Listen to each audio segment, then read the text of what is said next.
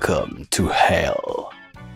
Bonjour à tous, bonjour à toutes, bienvenue dans cette nouvelle partie des vidéos de début d'année avec, enfin, les flops. Ça y est, on commence les flops et les tops, on est en mois de février, c'est pas grave. Au passage d'ailleurs, je pense que je vais un tout petit peu retarder la vidéo du top des vignettes d'Arcadie, parce que honnêtement, je suis lessivé par ces vidéos de début d'année. Je pense que c'est l'âge vraiment, parce que j'étais pas aussi fatigué que ça les années d'avant, mais là honnêtement je suis complètement mort, j'ai vraiment des journées où j'arrive plus du tout à bosser, j'ai des heures de sommeil complètement dégueulasses. Donc voilà, c'est un petit peu laborieux, comme je vais devoir enchaîner avec les Oscars juste après, ça va être d'autant plus laborieux, je vais avoir 2 semaines pour finir de voir les films que j'ai toujours pas vus, tourner la vidéo et monter la vidéo de tous les films en compétition pour les Oscars, et ensuite il y a la vidéo de réaction aux Oscars. Donc je pense que la vidéo avec Arcadie viendra plus tard en mars, quand j'aurai eu l'occasion de dormir en fait, simplement. Donc voilà, allons-y donc pour ce classement des pires films de l'année, les films qui m'ont le plus déplu. Je voudrais commencer en mentionnant 2 petits films qui n'ont pas pu se retrouver dans ces flops, parce que je les respecte un tout petit peu plus que les films qui sont là-dedans. En fait, il y a à la fois Joker 2 et Megalopolis, qui auraient pu tous les deux se retrouver dans ce top de flop, parce que c'est 2 films que j'ai pas appréciés du tout, j'ai pas du tout passé un bon moment devant Joker 2, j'ai pas du tout passé un bon moment devant Megalopolis, mais les 2 films ont une volonté artistique et il faut un effort d'originalité qui fait que je peux pas fondamentalement être contre eux. Je peux pas dire que c'est des grosses merdes et je peux pas les foutre dans mon classement parce que je respecte ce qu'ils ont essayé de faire. Ça s'est complètement planté, de A à Z, il n'y a pas de discussion là-dessus, mais au moins ils ont essayé de le faire. Et du coup, j'ai pas envie de les mettre dans les flops, donc voilà, Joker 2 et Megalopolis ont failli s'y retrouver, mais il y a une raison pour laquelle je les ai pas mis. Dans le même temps, j'ai aussi une raison pour laquelle j'ai voulu les citer quand même avant de démarrer la vidéo, parce qu'effectivement c'était pas bon, mais voilà, un minimum de respect tout de même. On va donc y aller pour ce classement de mes 10 pires films de l'année. Je vais essayer d'aller un petit peu vite quand même, pour pas que ce soit une vidéo monstrueusement longue à monter. Mais voilà, j'essaie quand même de dire le plus important. Allons-y, numéro 10.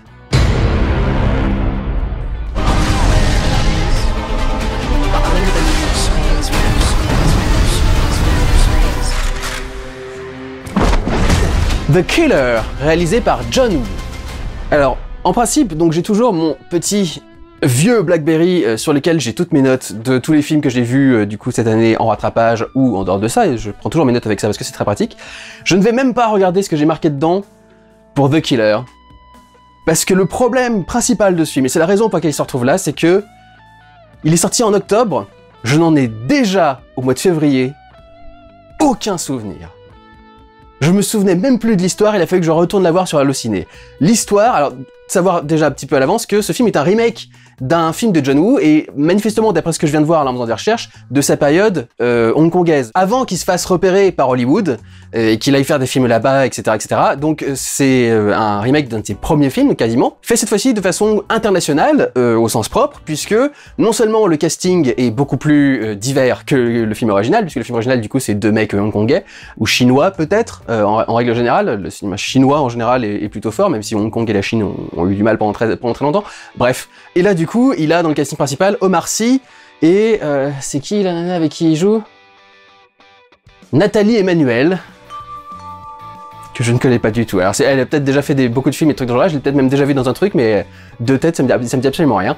Et le film se déroule en partie en France. Donc vraiment il y a un aspect international du coup au film. L'histoire c'est qu'il y a un tueur à gages, ici une tueuse à gages donc, qui va causer la cécité d'une jeune femme pendant son dernier contrat, et va refuser de l'achever pour finir le travail, ce qui fait d'elle la cible de tous les criminels de Paris. Et pour se défendre, elle ne pourra compter que sur son talent et un seul allié, le flic joué par Omar Sy, qui cherche à l'arrêter. Et donc, je n'en ai absolument aucun souvenir. Le truc, c'est qu'en vérité, je me souviens de ce qui s'est passé, c'est que le film a commencé, et au bout de 5 ou 10 minutes, mon esprit est passé à autre chose. J'ai complètement décroché du truc. Et alors, on va me dire, sans doute, parce qu'il y aura sans doute des fans de John Woo dans les commentaires, que c'est ma faute, et que j'ai qu'à porter attention, du coup, au film que je regarde. À quoi je répondrais? J'ai regardé 70, 80, 90 films dans cette année, et généralement, j'arrive à les suivre de A à Z, d'accord? Celui-ci, c'est quasi le seul où j'ai été incapable de m'accrocher au film, et où mon esprit a forcément divagué. Ce qui veut dire qu'il y a vraiment un problème par rapport au film lui-même, en fait. C'est pas juste moi qui n'étais pas dans le truc à ce moment-là. Je sais que j'ai vu d'autres films en plus dans cette soirée-là, et que j'ai beaucoup plus accroché et beaucoup plus retenu leur histoire à cela, alors que The Killer, c'est passé par les yeux, sorti par les oreilles, on oublie complètement, quoi. L'expression c'est passé par l'oreille, sorti par l'autre, mais là, on parle de film. Donc, je peux pas faire autre chose que le foutre dans les flops. Je peux pas dire que c'est une grosse merde non plus, donc c'est pour ça qu'il est 10e. Mais je peux pas le mettre ailleurs que dans les flops parce que ce film était soporifique. Ça m'a complètement rien à foutre. Je me souviens vite fait de quelques séquences d'action intéressantes vers la fin, avec des motos notamment. Il y a un mec qui doit exploser en l'air, machin. Il y a des enchaînements qui sont un petit peu rigolos, qui me sont restés en tête. Du coup, notamment parce que je me suis dit, dis donc, je comprends pas comment est-ce qu'ils ont eu l'autorisation de tourner tout ça dans un cimetière. Je suppose que ça doit être un faux cimetière du coup, parce que ça paraît bizarre. Donc voilà, je me souviens de quelques cascades en particulier dans le décor de fin, et c'est à peu près tout. En dehors de ça, vraiment, je me souviens de quasi rien. Donc voilà pourquoi ce film se retrouve ici, c'est que c'est professionnellement fait, mais absolument pas divertissant et captivant. Vraiment pas une seule seconde, quoi. Donc voilà, je vais pas en dire beaucoup plus, parce que de toute façon je me souviens pas beaucoup plus du film. Allez, on va regarder vite fait ce que je notais quand même. Il y a une transition par iris du visage de l'actrice jeune à celui de l'actrice plus âgée, à la fin d'une séquence de flashback. Omar Sy s'en sort bien en action, et Eric Cantona au Parrain de Paris, c'était plutôt fun, pour le coup. Mais voilà, c'est tout ce que je noterais de particulier. J'ai plus de notes que ça, mais que des trucs pas très intéressants au final. Il y a des trucs intéressants en mise en scène, qui sont propres à John Woo. Dès la deuxième scène, il y a des hirondelles qui s'envolent, mais enfin, ça ne m'a pas marqué, on s'en fout au final. Donc voilà, pas intéressant à mon sens, pas une seule seconde. Après, c'est à vous de voir si ça vous plaît, mais moi, que dalle. Donc voilà pour le numéro 10, passons au numéro 9. Someone's out there. Please open the door. John? Oh my God. Les Guetteurs, réalisé par Ishana Shyamalan. On dit que le talent saute une génération. Certaines personnes doutent déjà du talent du père Shyamalan, mais en ce qui concerne la fille, je dirais que c'est pas bon. Et je connais la filmographie de son père, j'ai regardé les premiers films qu'il avait fait, ils étaient un petit peu niais et pas forcément parfaitement aboutis également, Praying with Anger notamment, mais c'était tout de même plus réussi que ce film, Les Guetteurs. L'histoire de ce film, c'est qu'une jeune femme, jouée par Dakota Fanning, se rend quelque part pour je ne sais plus quoi, pour être tout à fait honnête, et se retrouve perdue dans une forêt, dans laquelle son téléphone ne marche plus, elle n'a plus de repères, et quand elle essaye de s'échapper, elle se retrouve à peu près toujours au même endroit, une façon de tourner en rond, et elle finit par tomber sur une maison dans laquelle il y a déjà 3 personnes, qui finissent par la faire rentrer et l'accueillir, et lui apprennent qu'elles sont enfermées dans cette forêt depuis des années, puisque ça se renouvelle régulièrement, et des gens qui étaient enfermés avant eux, qui sont partis, puis eux sont arrivés, etc., etc., et que toutes les nuits, ils sont observés par les guetteurs. Et donc les guetteurs veulent absolument qu'ils soient toutes les nuits devant une grande fenêtre qui sert aussi de miroir du coup de l'autre côté, c'est ce genre de fenêtre. Et ils doivent du coup les divertir, grosso modo, la nuit. Et ils ont tout un tas de règles à suivre. Il faut absolument qu'ils ferment la porte, il faut absolument qu'ils soient là dès que la nuit démarre.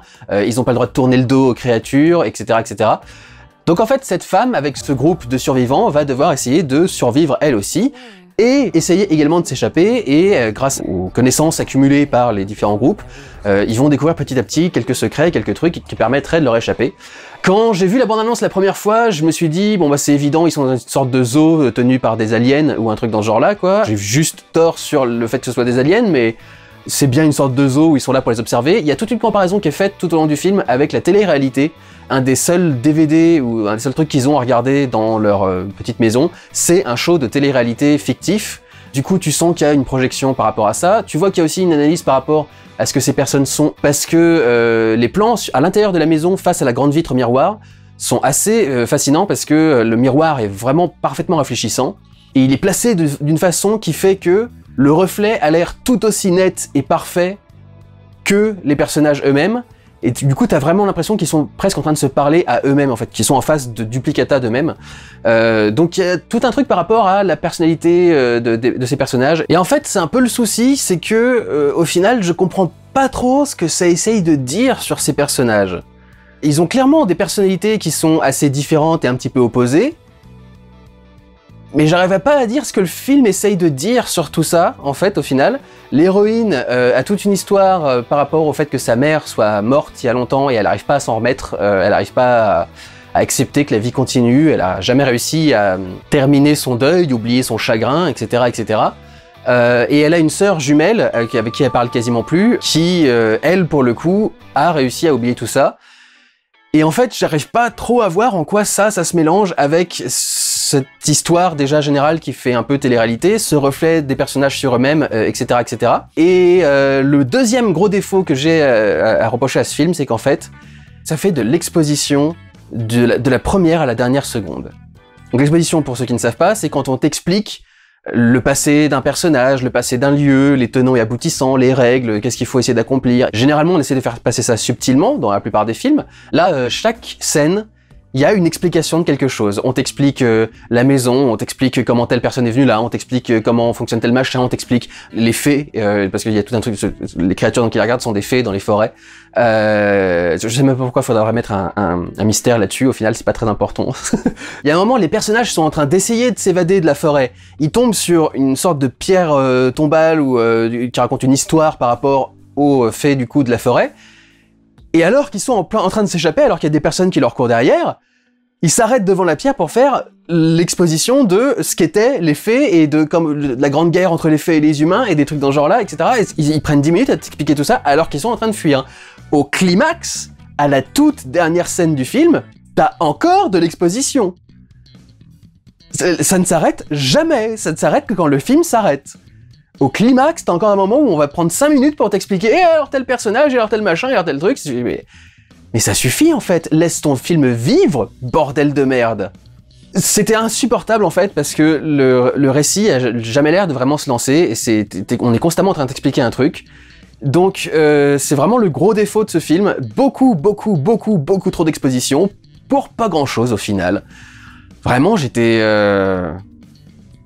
assez déconcerté par le rien qu'est ce film en fait. Et alors un truc qui m'a fait marrer, c'est que ce soit le personnage principal, donc l'héroïne, ou sa sœur plus tard, quand elles vont se reparler, ils prennent toujours des histoires complètement abracadabrantesques, complètement sérieusement, genre en mode y a aucun souci.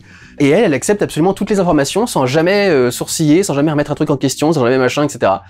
Donc voilà, pour un premier film de la fille Shyamalan, et bah écoutez, ouais, le talent saute une génération. Je crois que le talent saute une génération. Quelques bonnes idées par-ci par-là. Le bouquin est peut-être plus intéressant que ça, parce que je sais que c'est adapté d'un bouquin. Mais alors là, en tant que film, non. C'était juste pas fascinant du tout et assez chiant. Donc voilà, Les Guetteurs se retrouvent en 9e position de mon flop. Passons au suivant, numéro 8.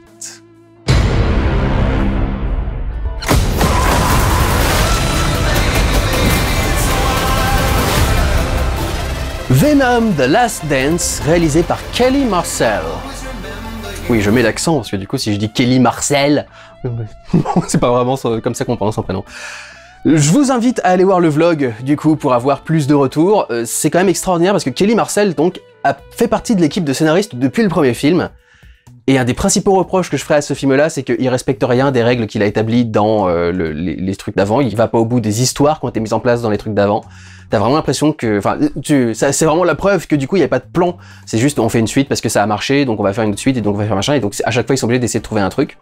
J'ai appris, du coup, avec les retours que j'ai eu sur le vlog, que le grand roi démoniaque méchant et tout le bordel, etc., il vient bien des comics à la base, il n'a pas été créé spécifiquement pour le film, je m'en doutais, mais tel qu'il est introduit, du coup, dans le film, le truc sort vraiment de nulle part. On en est au 3e film, et ce qui est censé être, genre, le méchant principal des trucs Venom, et on le découvre que maintenant, il est introduit dans les 5 ou 10 premières minutes avec une scène ultra cliché où c'est de l'exposition dump, un peu le même problème que les Guetteurs du coup, mais du coup c'est de l'exposition dump en mode je suis le roi de machin, j'ai été enfermé là il y a tant d'années par telle personne, si je veux sortir il faut qu'il se passe ça, allez-y mes créatures, allez-y mes mignons, fly my pretties, c'est tout le bordel.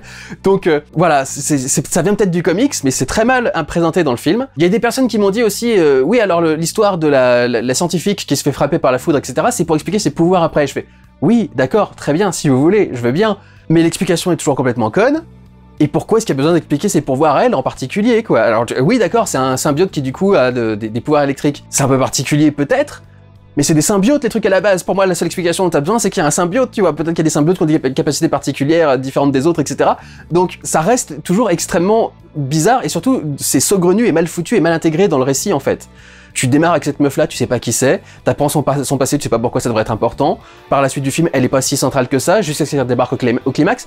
C'est pas forcément que ça a aucune raison d'être là, c'est juste que c'est très mal foutu, en fait. C'est très mal mis en place, c'est très mal présenté, c'est très mal machin, etc. Est-ce que j'ai d'autres choses à dire sur Venom 3 ? Oui, un truc que j'ai oublié de dire dans le vlog, c'est que la séquence où Venom prend possession de plusieurs animaux est plutôt cool.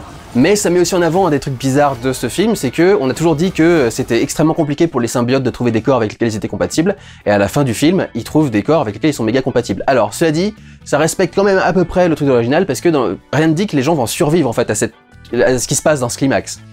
Parce que dans le premier Venom, il y a tout un truc au début où le symbiote aussi saute de corps en corps, et ils sont pas compatibles, mais il arrive quand même à les utiliser et à se déplacer jusqu'à arriver au corps suivant, où il saute, etc., etc.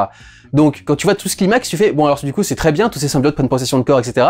Mais je pense que toutes ces personnes vont crever du coup, dans quelques mois. Peut-être que du coup que ça leur servirait de base pour un Venom 4, je sais pas s'ils vont en faire un. J'ai cru entendre que Sony allait mettre un terme, en tout cas allait mettre en pause son Spider-Verse sans Spider-Man. A priori, on est enfin libéré de ces horreurs, donc peut-être qu'on n'aura pas de Venom 4, mais c'est pas sûr, hein. Venom 3 a quand même réussi à bien marcher, il a fait plus que Venom 2, je crois, donc c'est compliqué, hein. S'il y a de l'argent à se faire, ils peuvent le faire à un moment ou à un autre. Donc, on verra bien comment ça va se passer. En tout cas, oui, Venom 3, c'était une grosse merde, et je ne le conseille à personne. Passons au suivant, numéro 7. You will be destroyed, and your wayfinder too. Now I kind of miss the lava monster. Vaiana 2, ou Moana 2, réalisé par David G. Derrick Jr., Jason Hand et Dana Ledoux Miller. Quel bordel! Encore une fois, les films d'animation avec 3 ou 4 réalisateurs à la tête du truc, je comprends toujours pas pourquoi est-ce qu'il y a absolument besoin d'avoir 3 ou 4 réalisateurs à la tête d'un truc dans ce genre-là. C'est un peu plus complexe dans ce cas, dans le cas de Vaiana 2, parce que dans certains films d'animation, c'est juste on fait un film d'animation et il y a effectivement 3 ou 4 réalisateurs, mais qui s'entendent entre eux. Là, je pense que s'il y a autant de réalisateurs pour Vaiana 2, c'est parce que, à la base, Vaiana 2 devait être une série Disney+. Sauf que, dans les statistiques de Disney+, le film qui est le plus vu de Disney, c'est Vaiana. Et peut-être Encanto derrière, ou est passé devant pendant un moment, mais je crois qu'il est redescendu ensuite. Je crois que vraiment, Vaiana, c'est le truc qui a le plus de succès de tout Disney+. Du coup, à la base, ils voulaient faire une série, et ils se sont dit, mais en fait, avec un tel succès, un film qui résonne qui pendant aussi longtemps avec les gens, on peut pas laisser passer le truc, on va en faire un film. Du coup, ils ont réuni les 6, 7, 8 épisodes que devait composer la série Vaiana en un seul film, et c'est un peu la base de tous les problèmes. Un des problèmes étant que, du coup, les animateurs qui ont bossé dessus ont pas été payés au bon tarif, puisque du coup, ceux qui réalisent des séries ont des plannings différents, utilisent des technologies différentes qui vont un tout petit peu plus vite, et sont payés un tout petit peu moins cher que les personnes qui font des longs métrages. Ce qui est un souci, cela dit, le truc c'est que ça n'a pas été prévu comme ça en fait. Ça n'a pas été prévu en disant on va lancer la production de 8 épisodes de Vaiana et ensuite on va niquer tous nos animateurs en réunissant tout le truc pour faire un film. Il n'y a pas de mauvaises intentions derrière tout ça. Étonnamment, étant donné que c'est Disney, mais il n'y a pas de mauvaise intention derrière tout ça. À la base, ils voulaient faire une série parce qu'il fallait une série pour Disney+, et ils ont besoin de remplir le catalogue du service de VOD de Disney. Et au dernier moment, ils se sont dit, bah en fin de compte, c'est con ce qu'on est en train de faire là, parce que nos vues sur Disney, ça va pas nous rapporter grand-chose. Vaiana attire déjà beaucoup de monde. Vaut mieux qu'on le mette en salle pour que ça fasse du pognon, quoi. On a repensé le projet. Il me semble d'ailleurs qu'il a été lancé par Bob Chapek, et pas Bob Iger, et que du coup c'est Bob Iger quand il est revenu qui a dit c'est complètement con d'en faire une série, faites un film. Donc il y a peut-être une raison, je crois qu'il y a eu un changement de direction dans la production du truc, je suis pas sûr à 100% mais je crois. Le souci c'est que donc, c'était pas fait pour être un film à la base, c'était fait pour être une série, et ça se sent du début à la fin. Le montage n'a aucun sens, est complètement chaotique, et tu sens qu'il est rushé sa mère. L'histoire, c'est que, après avoir redonné le goût de la mer et de la navigation à son peuple, qui à la base voguait dans les océans dans le premier film, Vaiana, invité par ses ancêtres, va partir dans une quête pour essayer de trouver une île qui briserait une malédiction qui empêche les divers peuples du Pacifique de se réunir. Et elle devra du coup affronter diverses épreuves. Dans ces épreuves, elle sera accompagnée par Maui et par quelques membres de son clan qui soit sont venus volontairement, soit ont été mis un petit peu de force sur le bateau pour du coup essayer de les accompagner. Il y en a qui est notamment un botaniste ou un jardinier, un truc dans ce genre-là, et qui du coup permet de faire un petit truc où ils plantent des plantes qui vont pouvoir pousser dans le bateau, etc. Je trouve ça vachement intelligent, je comprends pas pourquoi on n'a jamais fait ça en fait dans d'autres cultures. Comme les bateaux passent des mois et des mois en mer, tu dis ça devrait être la base d'avoir du coup sur le bateau un carré qui est une sorte de potager sur lequel tu peux faire pousser plein d'aliments pour vivre sans avoir à te baser uniquement sur les ressources qui sont dans ta cale quoi, et qui peuvent en plus pourrir au fur et à mesure, etc. Et donc le problème c'est que c'est complètement monté avec le cul. Tu sens qu'il y a des scènes qui s'enchaînent alors qu'elles devraient pas. Typiquement au début, pour vous montrer à quel point les coupes sont abruptes, Vaiana revient de l'océan et retrouve sa petite sœur, parce que donc elle a une petite sœur maintenant, il me semblait qu'elle en avait pas dans le premier, donc ça doit être un nouveau truc, les parents ont été actifs pendant son voyage. Elle la retrouve, elle discute vite fait, et en fait, au bout de 2 ou 3 phrases, 4 ou 5 peut-être, d'un seul coup t'as un cut, et elles sont dans la fameuse caverne dans laquelle Vaiana avait retrouvé tous les navires des ancêtres qui étaient parqués là, le parking grosso modo de l'île, et elle est en train de lui montrer du coup les différents vaisseaux, et tu sens qu'il a manqué une phrase de transition entre le moment où elles sont en train de parler à l'extérieur et comment elles se retrouvent là d'un seul coup dans cette grotte. What's it do? What's it? Where are we going? T'as un moment où Maui va commencer à se battre contre une certaine déesse, ça coupe d'un seul coup pour arriver à une danse, et tu vois très clairement que cette transition de je me lance à l'attaque et ensuite on a une danse, était pas du tout prévu comme ça, ou en tout cas pas prévu à ce moment-là. Je pense que le combat entre Maui et cette déesse devait durer un tout petit peu plus longtemps, et qu'à un certain moment du combat, on allait avoir une transition pour nous amener dans le truc de Vaiana. Et ils ont coupé en fait ces quelques petites scènes en plus qui auraient fait que la transition avait l'air fluide. Là, ça a juste l'air d'être coupé au hasard.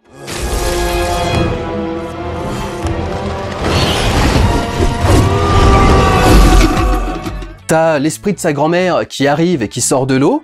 Dès qu'elle sort de l'eau, t'as un fondu et elles sont en train de danser sur une chanson, alors que juste avant, il y avait une autre chanson. Donc en fait, on a enchaîné 2 chansons tellement vite que tu vois qu'à la base, il devait y avoir une scène de genre 5 minutes sans doute, entre les trucs, ou même peut-être même plusieurs scènes de 2-3 minutes ou un truc dans ce genre-là, entre la chanson d'avant et la chanson d'après, pour que t'aies une petite pause avant d'arriver à la chanson d'après. Et là, en fait, comme il faut enchaîner le film le plus vite possible pour squeezer les 8 épisodes en une histoire à peu près cohérente, la grand-mère débarque et tu fais fondu directement sur la fin de la chanson qui allait commencer dans la série, quelques secondes après la fin de la chanson précédente, quoi.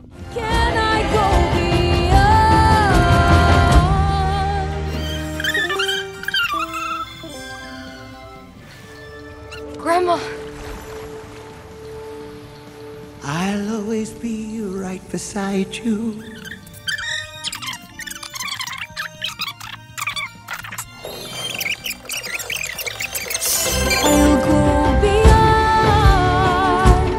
De ce fait, comme les coupes n'ont pas été prévues à la base comme ça, et comme il faut essayer quand même d'enchaîner rapidement, mais de laisser aussi à la scène le temps de vivre un minimum, il y a énormément de répliques qui chevauchent une scène sur l'autre.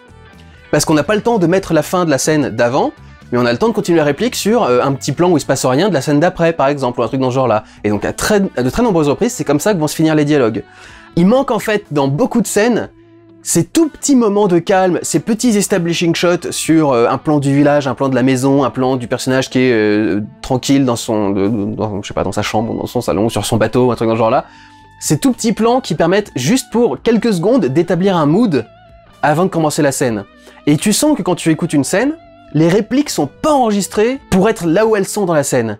Tu sens qu'une réplique qui est censée démarrer une scène manque. Tu sens qu'une réplique qui devait fermer une scène manque. T'as l'impression que c'est toujours les répliques que t'as au milieu. Il y a vraiment un ton spécifique pour montrer que la scène démarre et un ton spécifique pour montrer que la scène est finie. On a fini notre dialogue, on a fini nos échanges, on a résolu l'enjeu que la scène est censée mettre en place, et ensuite on passe à autre chose, quoi. Là, tu sens vraiment que c'est toujours presque toujours la réplique du milieu, et qu'elle est pas censée être là, et que le rythme des dialogues est pas bon, etc. Tu sens vraiment que le rythme des dialogues est pas bon du tout, que ils étaient pas censés être là, à cet endroit-là, de cette durée-là, qu'on n'était pas censé prendre juste ces phrases-là, etc., etc., quoi. Donc ouais, le montage est absolument catastrophique, et de fait, l'histoire aussi est complètement catastrophique. Tu comprends pas les évolutions de l'histoire, tu comprends pas comment ça avance, tu comprends pas... Par exemple, c'est récurrent dans les shows de Disney qu'il y ait une révélation, un truc particulier à l'épisode 4 ou 5, qui fait que ça change un petit peu la vision que t'avais de la série à la base, et du coup tu pars un peu dans une autre direction. Et tu sens que ça a été prévu à la base dans la série Vaiana aussi, et qu'ils ont pas réussi à l'intégrer correctement à l'histoire, parce que, en fait, donc au début de l'histoire, Maui se fait kidnapper par une autre déesse, et tu penses du coup que ça va être la méchante du film. Sauf que non, très rapidement dans le film, tu te retrouves face à la meuf, et en fait, la meuf, elle les libère, elle les laisse partir, après une belle petite chanson, une belle petite chanson, on y reviendra aux chansons. Et ensuite, ils s'en vont, et tu fais, mais elle a servi à absolument rien, cette meuf. Si elle n'est pas, du coup, la méchante de l'histoire, c'était quoi son deal, en fait? C'était quoi son projet? C'était quoi son but en récupérant Maui, en l'enfermant dans sa caverne et son machin, etc. C'était quoi l'objectif, exactement? C'était peut-être rendu plus clair, du coup, quand on avait 8 épisodes, et donc un épisode sans doute entier dédié à expliquer un petit peu quel était son deal. Là, du coup, réuni comme ça sert à rien. Et tu te dis, mais en fait, hors montage, fallait la supprimer complètement, en fait, cette meuf. Sauf qu'elle a une chanson en plus, donc du coup, on a déjà mis de l'argent dans la production de la chanson, etc. On a envie de la mettre dedans, je suppose, mais en soi, si tu devais vraiment recompacter, remonter cette série pour essayer de faire tenir l'histoire entière en 2 heures, bah tu supprimes la première méchante, en fait, parce qu'elle sert à rien. Tu dis juste que Maui est dans un coin au début qu'on l'a pas vu depuis très longtemps, et au bout d'un moment sur son voyage, elle recroise Maui, qui explique qu'il faisait autre chose, et c'est tout, quoi. Et il n'y a pas besoin de plus, il n'y a pas besoin de garder cette meuf-là, ce qui du coup rajoute du scénario à raconter dans le truc, qui ne sert à rien au final, parce qu'elle n'est pas la méchante et elle disparaît du film après la moitié. Vous voyez le problème de remontage? Et ce qu'elle doit affronter à la fin, l'espèce de sort qui lui pose problème, qui lui barre la route, un peu comme ce qu'il y avait à la fin du premier Vaiana, ça sort complètement de nulle part. Enfin, de ce que je me souviens, c'était pas vraiment introduit ailleurs dans le film. T'introduis le problème et ce qu'il faut faire pour le résoudre au dernier moment du film, quoi. Ça a été très mal préparé dans le reste du truc, parce qu'il a fallu faire de la place au village flottant, des petites créatures en noix de coco, etc. Là, je sais plus comment ça s'appelle. C'est du temps qui est pas mis sur le fait d'introduire ce problème qui semble vraiment sortir de nulle part, à moins que j'ai loupé un truc, mais ça semble vraiment sortir de nulle part, ou en tout cas, ça semblait pas être le prochain objectif ou le prochain problème qui allait être posé dans l'histoire. Ça s'est d'un seul coup imposé dans l'histoire, parce que, bah, les 15 dernières minutes du film sont un dernier épisode complet, donc oui, sur un dernier épisode, t'as le temps de finir correctement à peu près ce qui avait été fait avant et d'introduire un nouveau truc, mais là, non, y a pas le temps, quoi. Tu sens que c'est très bizarrement géré parce qu'il y a un moment où Vaiana se met à sortir tout un discours de motivation à ses troupes qui seraient démoralisées, et elles ont pas l'air spécialement démoralisées, elles ont déjà eu le temps de retaper le navire le temps qu'elle fasse son truc. Donc tu sens que l'épisode 7, ça devait être un épisode où ils sont du coup échoués sur un petit truc, un récif. Elle est déprimée, t'as Maui qui vient essayer de lui remettre du peps. Elle, du coup, récupérant du peps, va essayer de remotiver ses troupes. Et là, il lui révèle qu'ils ont réparé le bateau. Mais sur un épisode de 20 minutes, 30 minutes, un truc dans ce genre-là, ça a du sens que pendant tout le temps où on était en train d'essayer de la motiver, eux, ils ont eu le temps de réparer le bateau. Là, c'est une scène de 5 minutes. Donc ça a pas de sens qu'ils aient déjà eu le temps de faire tout ça. Et du coup, tu les avais même pas vus vraiment abattus jusque-là. Rien ne marche. Rien ne fonctionne en fait dans ce qui est raconté dans cette histoire. Et ce qui est dingue, c'est que non seulement le film global a l'air rushé, mais il y a quand même des passages à certains moments qui semblent ralentir tout le truc, genre toute la séquence où elle tombe du coup sur l'espèce de petit peuple noix de coco là, mais quelle perte de temps monstrueuse. Il y a tout un moment où ils sont autour d'une espèce de palourde, et il y a tout un tas de sketchs par rapport à une lance qu'on doit lancer pour essayer d'anesthésier la palourde. Et ça prend 10 000 fois trop de temps. Tu sens que c'est fait pour un rythme de série télé où la scène peut durer un petit peu plus longtemps, mais sur un rythme de film, il faut que les choses avancent un peu plus rapidement parce qu'on a autre chose à te raconter ensuite, on a autre chose à te raconter avant, et on a que 1h30 ou 1h45 ou 2 heures. Donc ça doit aller plus vite, quoi. Et là, tout ce sketch sur les lances, ça ralentit tout le truc, mais tu sens qu'ils l'ont laissé pour qu'il y ait au moins une scène qui a une âme et une personnalité dans le truc, parce que sinon, le truc est un peu vide et tellement c'est rushé, quoi. Mais au final, du coup, ça ralentit le reste du truc.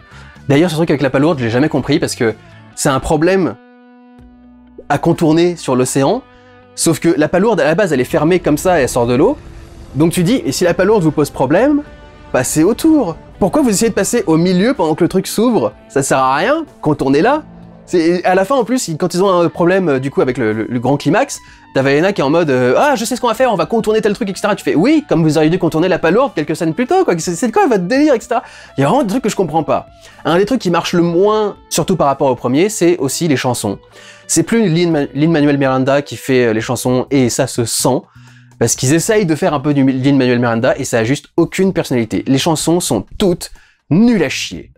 Nul à chier, il y en a pas une seule qui te reste en tête. Alors, j'aime pas les comédies musicales à la base. Quand j'ai vu Vaiana, j'ai dit que c'était un de mes meilleurs films de l'année, et c'était en bonne partie à cause des musiques de Lin-Manuel Miranda qui sont incroyables. C'est un très bon auteur, compositeur, Lin-Manuel Miranda, qui sait parfaitement faire une sorte de parler chanté, mais qui arrive à vraiment tellement bien le gérer que t'as pas l'impression que c'est trop parlé ou trop chanté, t'as l'impression que c'est juste naturellement raconté comme ça. Ils essayent de faire du coup ce style dans tous leurs films maintenant, et ça marche pas. Il y a eu la même chose dans Wish aussi, et c'était très très mauvais. Et là, dans Vaiana, c'est vraiment, les chansons sont nulles, quoi. Alors que c'est un des trucs principaux qui a fait le succès du premier Vaiana, là elles sont nulles à chier. Et surtout le truc, c'est que elles servent en principe, dans le premier film, à développer la pensée des personnages, à expliquer leur personnalité. T'as toute la chanson de Vaiana qui veut voyager. J'ai plus les paroles, mais c'est et c'est toute une chanson sur je veux voyager, je veux sortir de cette île, je veux dépasser nos anciennes lois ancestrales, je veux les faire tomber pour qu'on puisse à nouveau redevenir un peuple important, etc., etc. Et c'était dans la continuité de la narration, quoi. Là, vraiment, les chansons tombent toujours comme un cheveu sur la soupe. Et elles n'ont aucune utilité parce qu'elles font que répéter quelque chose que les personnages viennent te dire en dialogue. Donc ça sert absolument à rien, et ça développe pas très bien leur personnalité, etc. Donc vraiment les chansons sont nulles à chier également. Après, le film n'est pas totalement dénué de bons points, il y a quelques trucs qui passent bien, la chanson d'intro montre bien les changements qu'il y a eu dans la société dans laquelle vit Vaiana, à quel point ils sont devenus plus aventureux, plus joueurs,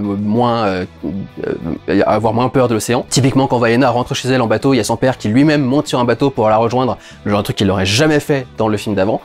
Les simulations de liquide et de l'océan sont toujours aussi bonnes. Il y a tout un truc avec des anguilles luisantes qui sont plutôt classe. Et en règle générale, c'est toujours assez cool de découvrir un petit peu donc de cette culture de l'océan Pacifique.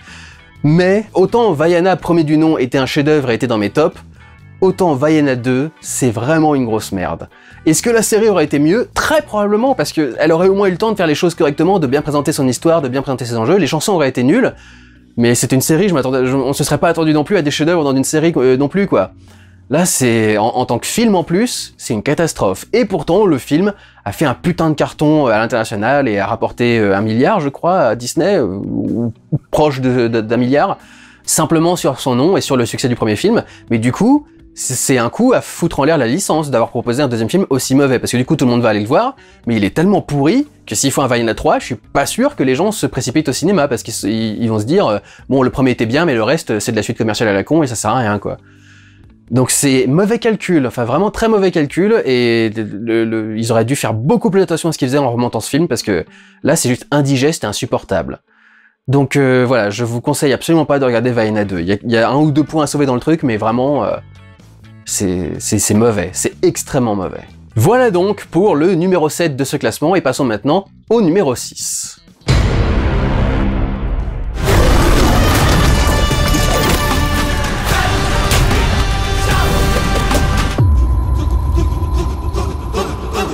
Kalki 2898 AD, réalisé par Nag Ashwin. Il fallait bien que ça arrive un jour ou l'autre depuis que j'ai découvert Triple R et que je me suis mis à en regarder régulièrement. Un film indien se retrouve donc dans ce flop.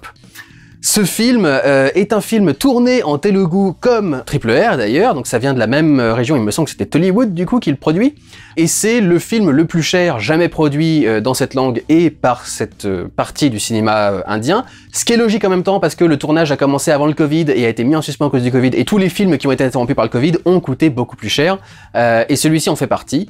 Parce que démarrer une production et terminer une production, c'est parmi les étapes les plus coûteuses du coup d'un film.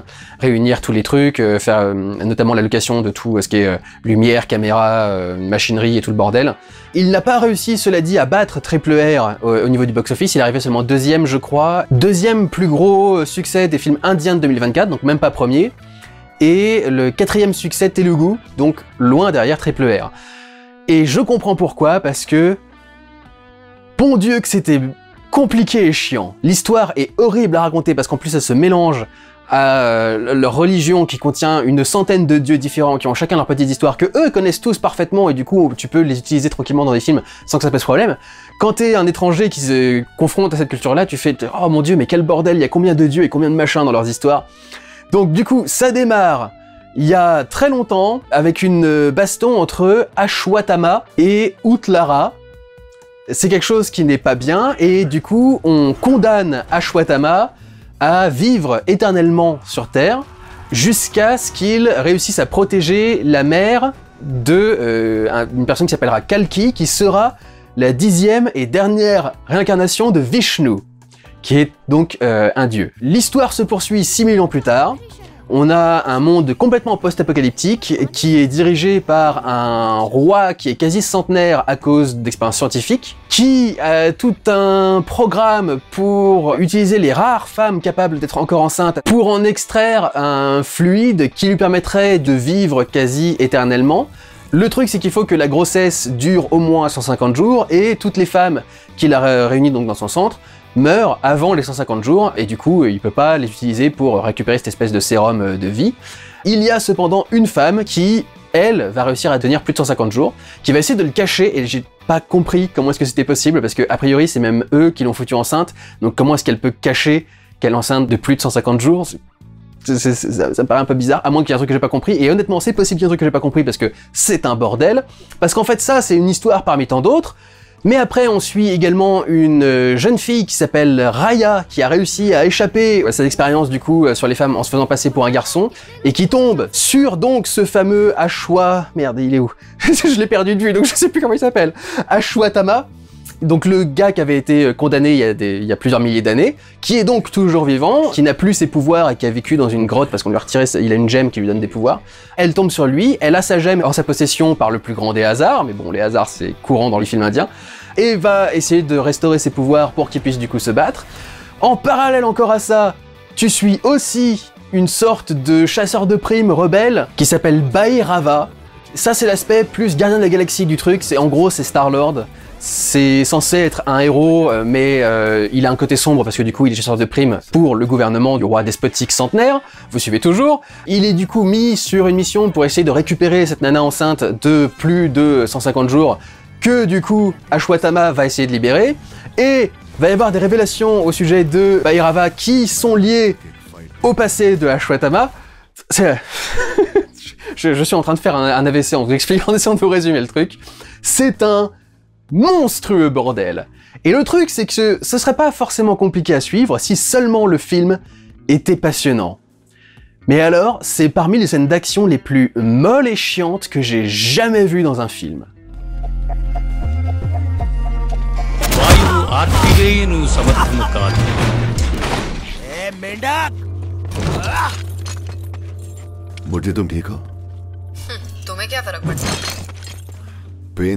T'as l'impression que tout est tourné au ralenti, déjà, les chorégraphies sont molles, les échanges de coups sont mous, les acteurs sont mous, la façon de filmer la scène est molle, c'est mou, c'est mauvais, c'est pas fascinant du tout, et c'est ultra brouillon. Et le film nous l'annonce dès le début parce que, au tout début, t'as un gros plan séquence pendant le générique qui, il me semble, résume une baston ou un truc dans ce genre-là.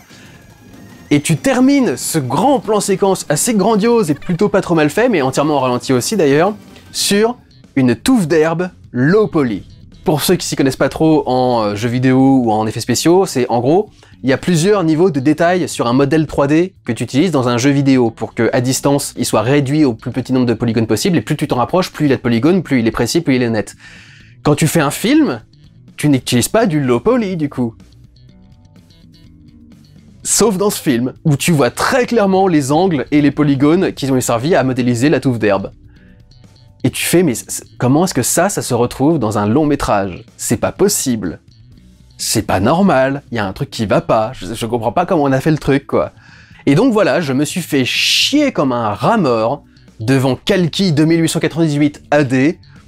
C'était un bordel au niveau du scénario, c'était brouillon et mou au niveau des scènes de baston, c'était 10 fois trop long, et en plus, quand tu termines le film, tu vois que c'était juste la partie 1 et qu'il va y avoir une partie 2 ensuite. Donc tu t'es tapé tout ça, pour en plus ne même pas avoir l'histoire complète quand t'arrives à la fin du truc.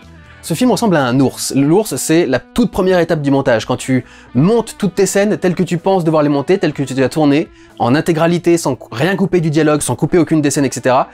Juste le montage brut. T'as l'impression que c'est ça, ce film. T'as l'impression que c'est les prévisualisations des scènes de baston qui ont été utilisées. T'as l'impression qu'il y a absolument toutes les scènes, avec le rythme auquel elles ont été tournées, que ça a jamais été accéléré au montage, etc.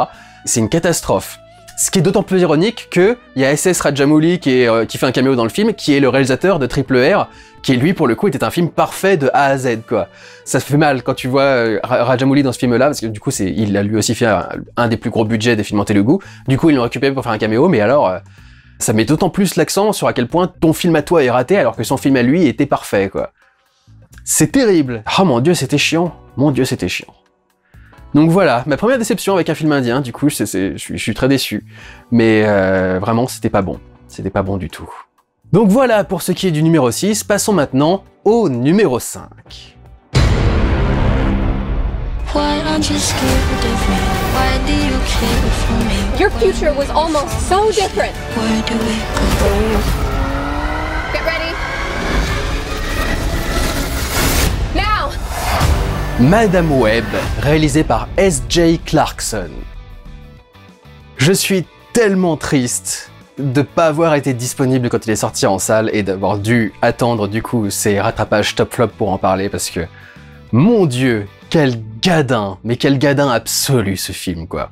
Et c'est très triste pour la réalisatrice, parce que clairement c'est pas elle qui a tort, c'est du film qui a été décidé par un comité de direction ou un truc dans ce genre là. Clairement le film a été charcuté, refait, remonté, etc. Je pense pas que l'histoire de base devait être celle-ci, parce que ça me paraît absurde qu'on ait validé un projet avec cette histoire là de base. Et ça me fait du coup de la peine pour la réalisatrice parce que ça fait genre 20 ans qu'elle se tape des séries un peu partout aux États-Unis et en Angleterre.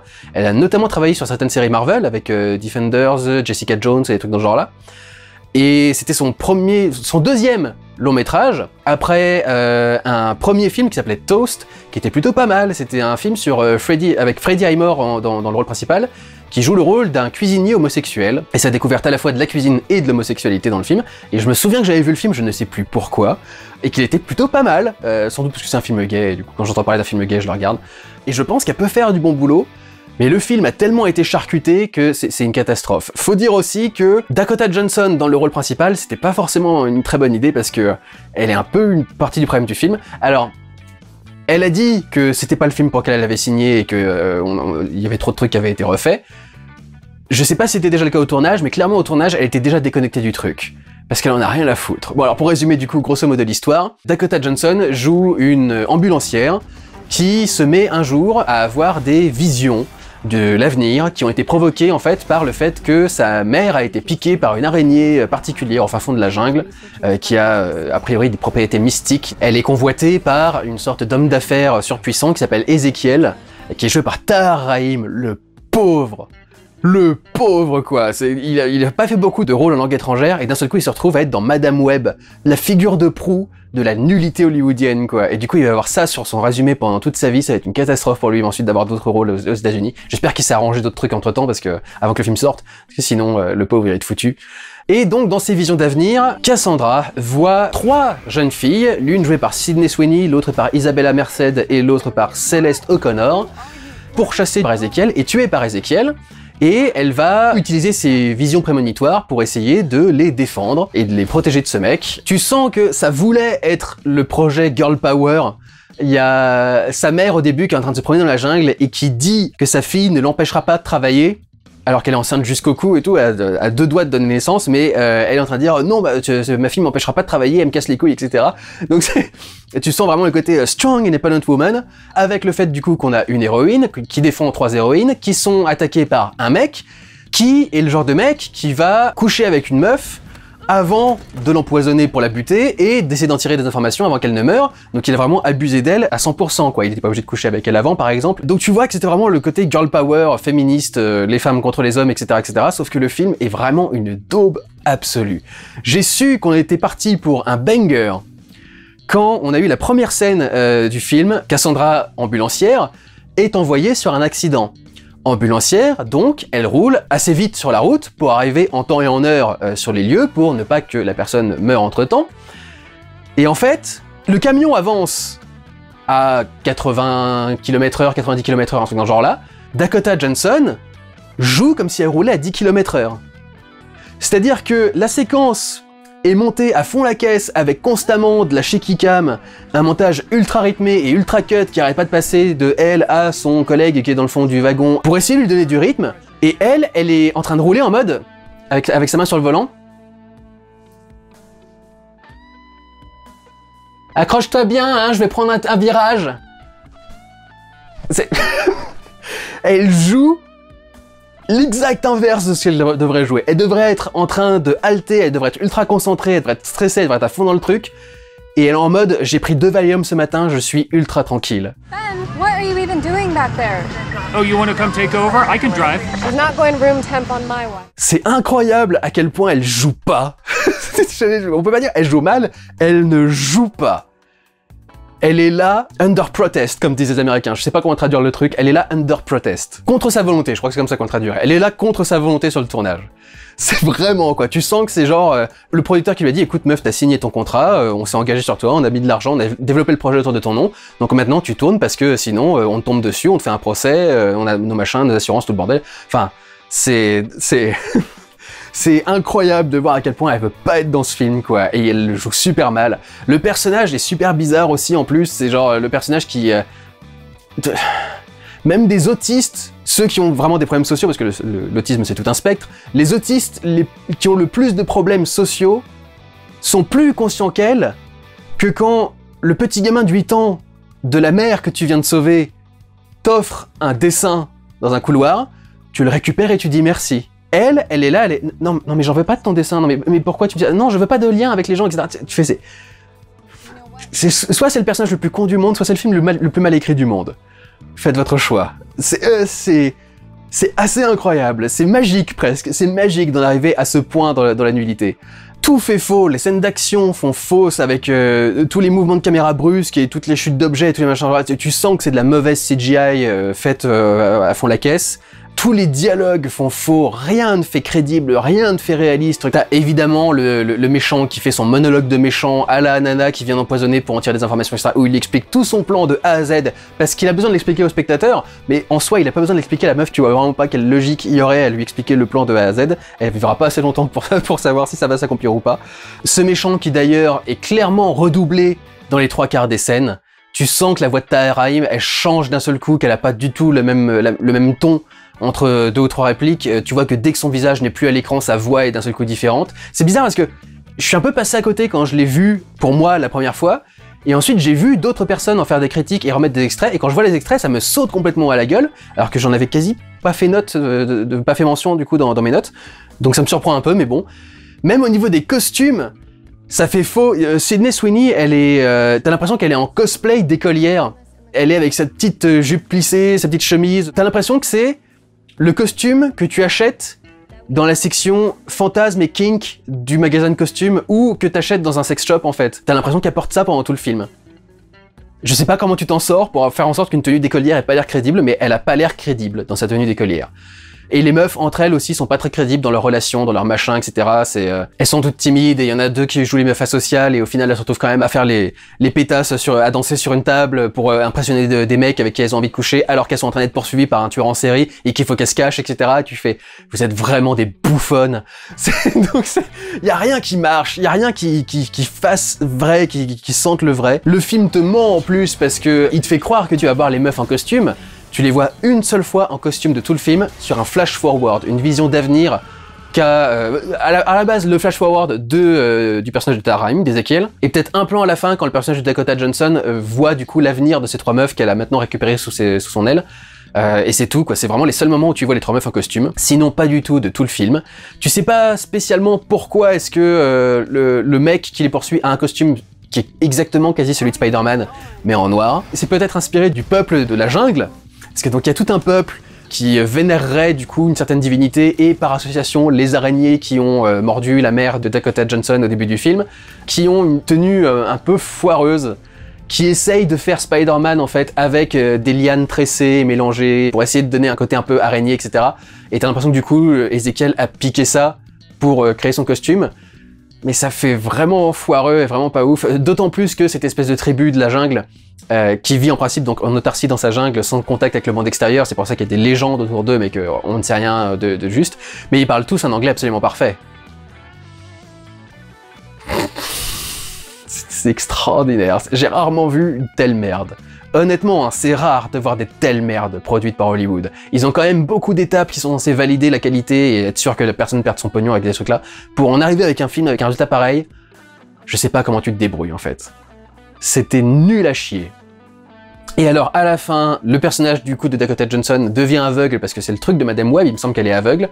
Et du coup elle porte des lunettes, mais des lunettes ultra bizarres. Et ça la rend absolument ridicule. La Dakota Johnson avec ses lunettes sur la gueule, t'as l'impression de l'avoir en costume d'Halloween, avec un truc un peu parodique de je ne sais pas quoi.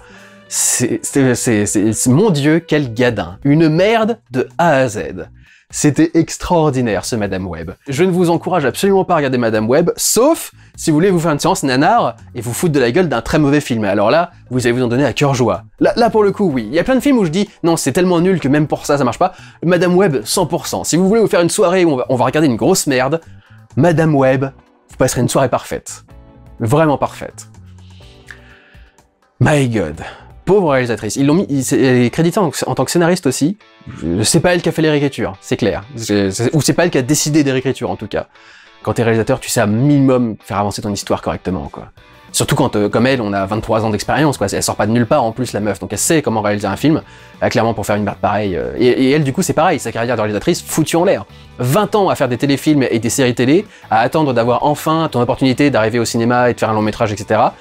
Elle s'est dit que du coup un projet à la Marvel, parce qu'au début quand tout ça a été annoncé, on pensait que c'était rattaché à Marvel, Sony et tout le bordel, on pensait que ça allait être un minimum de qualité quoi. Et elle s'est sans doute dit que ça allait booster sa carrière, tout comme Dakota Johnson, tout comme Raheem, etc. Ils se sont dit on va être dans le Marvel Cinematic Universe, ça va être cool, on va avoir une carrière à vie, puisque du coup tant que Marvel fera des films, on pourra être appelé pour faire un rôle, un truc genre là. La déception, quoi. Toutes ces personnes ont eu leur carrière flinguée, pour beaucoup d'entre elles. Je pense que Dakota Johnson, encore, elle peut essayer de s'en remettre. Après tout, elle a commencé avec 50 Shades of Grey, on a quand même continué à faire du boulot, donc on sait jamais, elle aura peut-être encore une carrière. Et je pense qu'elle a... le public a développé une certaine affection pour elle quand elle a été l'une des premières à dire que le film était une merde et aux gens de pas aller le voir. Ce qui est un peu du sabotage, mais quand même, au moins elle est honnête. Donc du coup, elle a peut-être développé un peu de sympathie de la part du public à ce niveau-là. Par contre, Tahar Rahim et S.J. Clarkson, je pense que ça va être compliqué. Et là, pour le coup, c'est pas bien. Hollywood qui fout des carrières comme ça en l'air pour que dalle, là, c'est pas bien du tout. Voilà pour ce numéro 5. On est bien parti hein, pour le reste du top. Allons-y, suivant, numéro 4.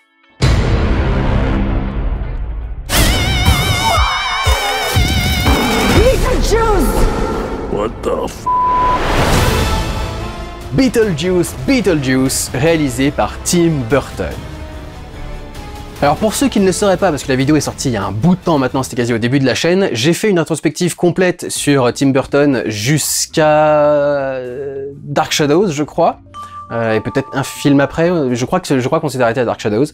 J'ai beaucoup aimé ses premiers films, ou en tout cas certains de ses premiers films, pas Beetlejuice, mais j'ai toujours trouvé qu'il se répétait et qu'il faisait un petit peu de la merde ensuite, et qu'il avait clairement perdu son inspiration depuis assez longtemps maintenant. Comment le prouver de meilleure façon qu'en proposant Beetlejuice, la suite donc du premier Beetlejuice.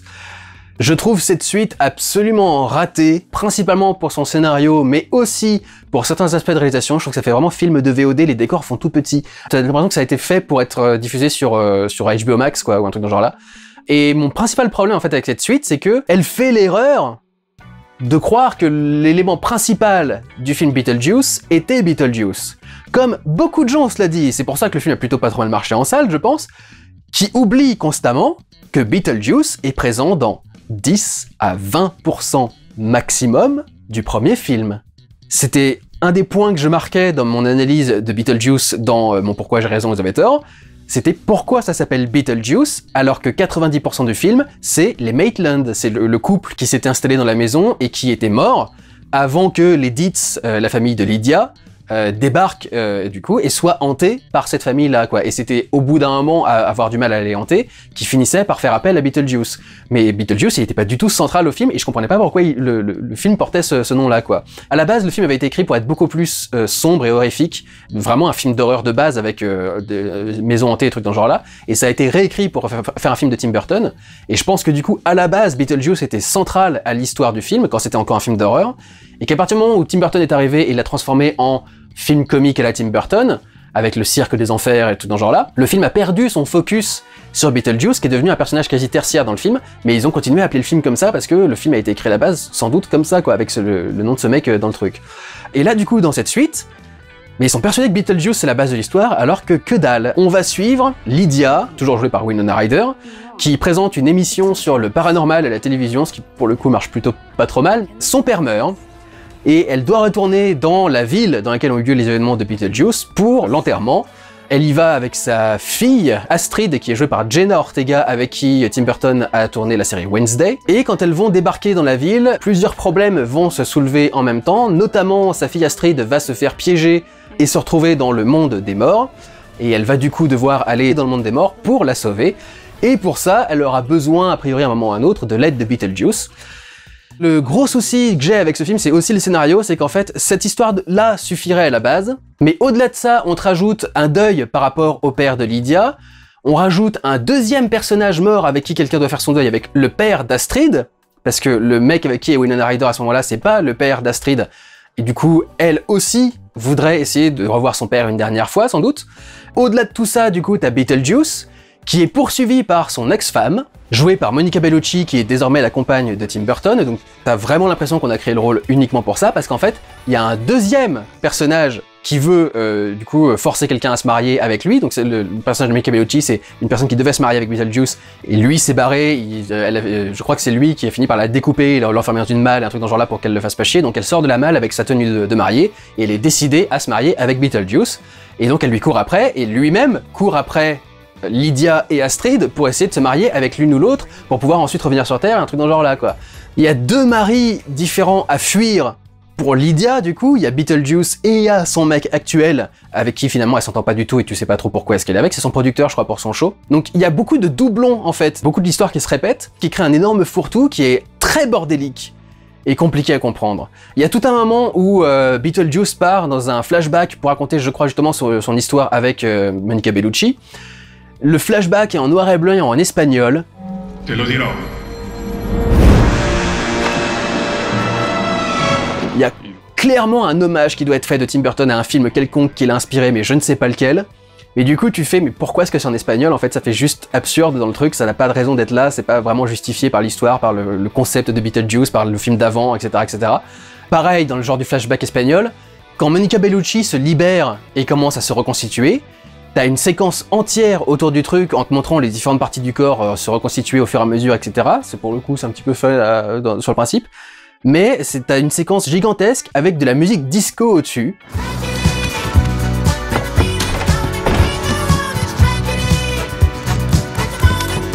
Et tu sais pas pourquoi du disco. Il y a une séquence un peu plus tard où on doit monter sur le train des âmes, ce qui en anglais se dit The Soul Train, et du coup, toute la gare est en fait une gigantesque comédie musicale sur de la musique soul. Ça a du sens là pour le coup. Quand Monica Bellucci se réveille, reconstitue son corps avec ses agrafes et ses machins pour refaire le sempiternel même design de Tim Burton qui continue encore à se répéter parce que c'est Catwoman, typiquement par exemple dans son Batman, l'assistante du savant fou dans L'étrange Noël de Monsieur Jack.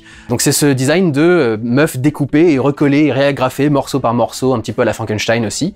Donc du coup il y a une répétition et en plus au-dessus de tout ça tu dis mais pourquoi la musique disco en fait ? C'est quoi le principe? Est-ce que c'est juste parce que du coup c'est Tim Burton et qu'il fait des trucs sombres mais de façon fun? Ouais, je veux bien, mais enfin, mais au moins une musique originale de Danny Elfman à la place de ça, quoi. Danny Elfman qui, je crois, revient faire la musique, il me semble, hein, je vérifie vite fait. C'est ça, il est revenu faire la musique. Tu le verrais pas marqué au générique, tu le saurais pas, quoi. Parce que comme d'habitude, depuis au moins 20 ans, Danny Elfman, il est plus capable de composer une seule mélodie qui a un peu de personnalité et qui est un petit peu intéressante, donc du coup, t'es obligé de mettre de la musique disco pour remplacer le cirque la musique de Cirque des Enfers qu'il fait habituellement pour Burton, quoi. T'as vraiment plus l'impression qu'il est là pour qu'on puisse te dire qu'on a réuni l'équipe d'origine du coup du film, plus que pour son talent, quoi. Alors, réunir l'équipe d'origine du film, oui et non. Déjà, donc il n'y a pas les acteurs qui jouaient les Maitlands, notamment Alec Baldwin, parce que Alec Baldwin, il a quelques casseroles au cul, du coup, maintenant. Ils auraient vraiment pu faire revenir Gina Davis, pour le coup, mais bon, ils l'ont pas fait. Et ils ont surtout eu des problèmes, parce que le fameux père de Lydia, qui est mort, du coup, dans cette histoire-là, il était joué par Jeffrey Jones, qui a été condamné pour pédophilie. Donc ça le fait pas trop de le faire revenir dans ton film. Et du coup, ils l'ont fait avec des moyens détournés. Alors déjà, il est mort, du coup, donc on le voit pas, en principe. On le voit quand même à certains moments, parce qu'il y a un flashback pour expliquer comment il est mort, et il y a un moment où on va le croiser dans le monde des morts. Et en fait, ils s'en sortent, du coup, par une pirouette à ce niveau-là, c'est que, quand on le croise dans le monde des morts, en fait, sa mort fait qu'il a plus de visage. Donc ils ont pris n'importe quel autre mec venu pour le doubler, et du coup, tu vois pas sa gueule, et du coup, c'est plus l'acteur. Donc ils s'en sont sortis comme ça à ce niveau-là. Ils s'en sont sortis d'une autre façon pour le flashback, que je trouve très mauvaise, parce qu'en fait, ça brise la diégèse du film, en fait, en général. Ils ont fait un flashback qui montre l'accident dont avait été victime le mec, entièrement réalisé en stop motion. Ce qui est un élément de Beetlejuice. Tout le monde se souvient du fameux serpent dans le désert et tout le bordel, et de tous les trucs autour du paranormal qui étaient faits en stop motion dans Beetlejuice. C'est une des raisons pour lesquelles il est connu, c'est que c'est un film avec beaucoup de très beaux stop motion. Le seul truc, c'est que le stop motion était utilisé exclusivement pour te montrer le monde des morts.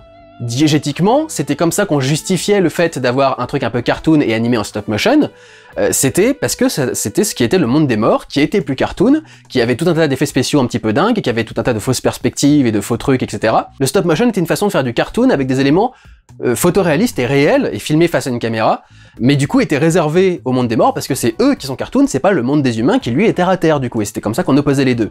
Là du coup, tu montres un événement du monde réel, du monde humain, réalisé en stop motion. Et du coup, le stop motion devient juste une astuce de réalisation, en fait, devient juste un petit truc de style, et notamment, la justification de ce style-là et de faire une séquence comme ça dans le film, c'est, faut juste qu'on ait un moyen de pas montrer l'acteur original, quoi. Du coup, ça a plus vraiment de sens, en fait. Tout le sens, la justification à l'utilisation du stop motion ne fonctionne plus, parce que du coup, bah, c'est plus juste réservé au monde des morts, c'est juste une technique qu'on utilise comme ça dans le film, quand ça nous chante, en fait. C'est ça qui est con en fait, en soi c'est pas ni mal ni bien de faire une séquence comme ça en stop motion, mais le truc c'est que du coup, en principe, le langage visuel faisait que, voilà, stop motion montre des morts. Maintenant, stop motion c'est juste quand on a envie, quand ça nous arrange, quand on veut faire une séquence machin, etc. Donc c'est très particulier quoi, c'est bizarrement foutu. Donc pour moi c'est un film qui marche fondamentalement pas parce que l'histoire est bordélique, beaucoup trop de répétitions, beaucoup trop de choses qui se mélangent, qui ne sont pas forcément très utiles, qui n'amènent pas forcément à grand chose, beaucoup de choix aussi esthétiques qui sont pas forcément bons. Et je trouve qu'un autre élément qui marque bien ce genre de truc de on fait un peu n'importe quoi juste parce que ça marche, ou juste parce que machin, ou juste parce qu'on en a besoin, etc. Il y a une scène de danse qui met en scène Jenna Ortega. Et en soi dans le film ça ne sert à rien, juste ce que tu te rappelles. Ah mais oui, c'est vrai, c'est le kiff maintenant de mettre des petites séquences de danse pour qu'elles soient ensuite reprises sur TikTok, et que ça lance toute une mode où il y a plein de gens qui reprennent la danse et ça fait un truc qui fait un peu le buzz, et du coup ça devrait aider un petit peu la série quoi, parce que tout le monde se souvient du coup, peut-être pas d'ailleurs, c'est justement le problème de ce genre de truc. Il y a eu une séquence de danse dans la série Wednesday qui a fait le tour d'internet, qui est devenu ultra culte et qui a fait en bonne partie le succès de la série Wednesday quoi. Donc du coup, comme ça a marché dans la série, on va mettre des séquences dansées dans le film aussi avec une petite chorégraphie, un petit machin. Ça avait un petit peu de sens dans le premier, quand t'avais une scène avec Day-O où ils étaient en train de faire de la comédie musicale et en train de danser, ils étaient possédés par le truc. Là, c'est vraiment juste, non, parce qu'il faut qu'on mette une scène de danse parce que c'est comme ça qu'on fera le buzz, quoi. C'est quand même nul. Il y a tout un tas de pics qui sont faites par un personnage qui est joué par Willem Dafoe, qui est en train de chasser de Beetlejuice pendant tout le truc, qui est manifestement une parodie des acteurs, notamment les acteurs qui font leur propre cascade. Il y a plein de commentaires et de critiques sur les acteurs et les délires des acteurs en général. Et il fait aussi plein de pics sur les reboots et les sequels. Ce qui est très ironique vu ce qu'est le film. Et en fait le truc c'est juste, ça pourrait marcher, mais je trouve ça nul et mal foutu et mal intégré à l'histoire et le scénario est pas bon, donc je trouve que ça marche pas au final, mais ça aurait pu être une bonne chose. Il y a quand même un ou deux trucs à en garder qui marchent pas trop mal. Il y a donc un travail de stop motion et une maquette qui est filmée pour l'introduction comme c'était le cas pour le premier film, et donc ça c'était plutôt cool. J'ai bien aimé quand la fille de Lydia, Astrid, reçoit un coup de fil de sa mère et sur le portable c'est marqué « supposée mère » pour faire vraiment l'adolescente rebelle qui déteste ses parents et tout le bordel. Il y a une scène d'accouchement qui est assez hardcore et assez dingue. J'avais jamais vu ça, je m'y attendais pas en plus. Bien impressionnante et trash. J'ai bien aimé la scène de l'accouchement. Et tu sens aussi qu'il y a une façon de cadrer le décor et les personnages qui fait très années 90, ou peut-être juste très Tim Burton. Mais il y a une façon vachement plus composée de faire ses plans et de poser ses plans et de faire des trucs. C'est pas juste filmer ce que tu dois filmer. Il y a aussi des petits jeux qui sont faits. Il y a un moment où il y a Lydia et Astrid qui sont assises sur un banc et t'as l'église qui est derrière. Mais beaucoup de films auraient juste fait leur plan avec les deux personnages et auraient laissé l'église apparaître en fond sans trop y réfléchir quoi. Là, ils ont vraiment fait en sorte qu'il y ait les deux personnages qui soient au premier plan et que l'église soit visible du bas de l'église au sommet du clocher, qui rentre entièrement dans le truc, ce qui fait beaucoup plus composé, esthétique, dessiné, etc., etc. Donc il y a un truc qui fait plus années 90 au niveau du cadre. Mais c'est à peu près tout ce que j'ai noté de positif dans le film, parce que sinon, en dehors de ça, c'est vraiment de la merde de A à Z. Et j'ai une question à poser également, c'est... à quoi servait le personnage français au début du film? Il y a une séquence au tout début du film avec un personnage français, joué par un acteur français que il me semble avoir reconnu, mais je sais plus qui c'est exactement, j'ai la flemme de chercher. Il a toute une séquence au début où on le voit s'énerver sur la mère de Lydia et mourir connement. Et je pensais qu'il allait revenir à un moment ou à un autre dans le film pour servir à quelque chose. Non, que dalle. Je sais pas pourquoi il est là en fait. Donc voilà, Beetlejuice, c'était très mauvais en ce qui me concerne. C'était vraiment pas bon du tout, c'est une suite qui se focalise sur les mauvaises choses, qui n'a déjà pas grand chose à raconter, mais qui en plus répète ce qu'elle a raconté, qui n'a plus aucun sens en termes de code visuel avec cette utilisation du stop motion en particulier. Enfin, je trouve ça extrêmement mauvais. Je comprends pas comment est-ce qu'il y a autant de gens qui se sont rués en salle et qui ont trouvé que c'était cool. Après, il a pas fait un énorme succès non plus, hein, donc ça va quand même, c'est plutôt modéré comme succès, comme résultat, mais c'est quand même plutôt un succès, et je comprends pas. Enfin, pour moi, ça aurait dû vraiment ne pas faire parler de lui du tout, quoi. Je trouve ça nul à chier. Donc voilà, en ce qui concerne mon numéro 4 du classement, et nous sommes maintenant arrivés au trio de tête, numéro 3.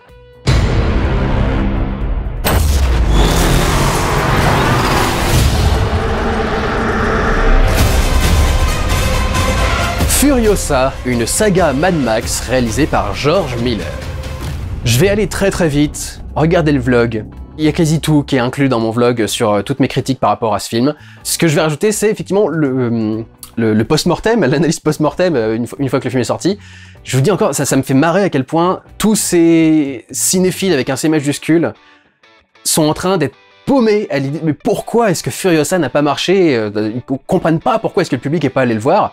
Et tu fais, mais enfin, le rythme est fondamentalement l'opposé de ce que faisait Fury Road. Fury Road, c'était une course-poursuite qui ne s'arrêtait jamais. Furiosa, t'attends que la course-poursuite démarre pendant quasiment tout le film, en fait. Évidemment que ça a attiré beaucoup moins de monde, évidemment que ça a attiré beaucoup moins de gens.